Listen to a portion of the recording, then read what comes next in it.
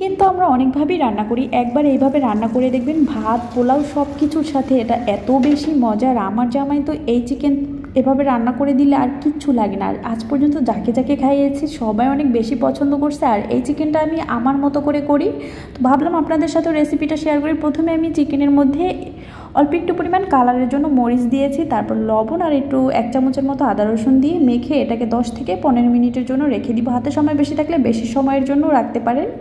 তারপরে আমি চিকেনটাকে ভেজে নিব। আর চিকেনটাকে কিন্তু বেশি ভাজার দরকার নেই, হালকা ভেজে নিলেই হবে, লাল করে আর শক্ত করে ভাজা লাগবে না, তাহলে খেতে ভালো লাগবে না। এই রান্নাটায় চিকেনটা একটু নরম নরম থাকলে ভালো লাগে। তো হালকা একটু যখন কালার চলে আসবে তখন আমি চিকেনটাকে উল্টে পাল্টে তারপরে উঠিয়ে নিব। আর রান্নাটা কিন্তু ঘরে থাকা মশলা দিয়েই করা যায়, আর খেতে ভীষণই মজার। যারা ব্রয়লার মুরগি পছন্দ করেন না তারাও কিন্তু এইভাবে করে রান্না করলে অনেক বেশি পছন্দ করবেন। তো আমার চিকেনটা ভাজা হয়ে গিয়েছে, ওইটাকে উঠিয়ে তারপরে এখানে আমি এই একই তেলের মধ্যে দিয়ে দিলাম পেঁয়াজ। আর পেঁয়াজের পরিমাণটা একটু বেশি দিতে হবে।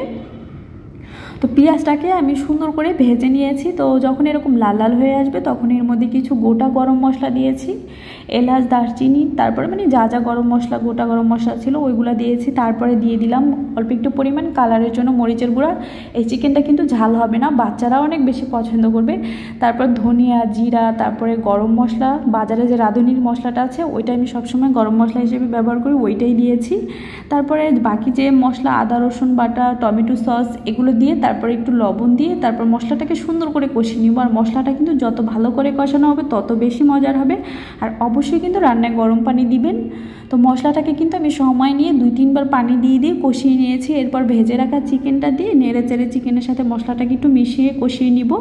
আর এই পর্যায়ে বেশি একটা কষানোর দরকার নেই, জাস্ট মশলাটাকে চিকেনের গায়ে ভালোভাবে যাতে মাখে ওইভাবে করে কষিয়ে নিতে হবে। আর এই রান্নাটা একবার হলেও করে দেখবেন, এত বেশি মজার হয়। আর আমার কাছে না পোলাও দিয়ে বেশি ভালো লাগে, ভাত দিয়েও ভালো লাগে, তবে পোলাও দিয়ে বেশি ভালো লাগে। তো এরপর কিছুক্ষণ কষিয়ে নেওয়ার পরে এখানে আমি 2 কাপের মতো গরম পানি দিয়ে এটাকে ঢেকে কিছুক্ষণ রান্না করব।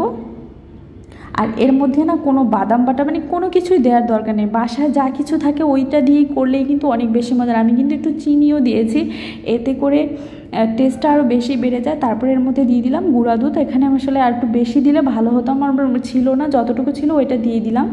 আর এই গুঁড়া দুধটা কিন্তু শেষের দিকে দিবেন, এতে করে বেশি মজার হয় গ্রেভিটা। দেওয়ার পর এটাকে আরও একটু নেড়ে চেড়ে নিয়েছি। তারপর শেষের দিকে দিয়ে দিলাম ঘিটা দিয়ে তারপরে এটাকে 1-2 মিনিট রান্না করলেই কিন্তু আমার চিকেনটা হয়ে গিয়েছে। দেখেই বুঝতে পারছেন এটা দেখতে যেরকম সুন্দর হয়েছে, খেতেও কিন্তু ভীষণই মজার।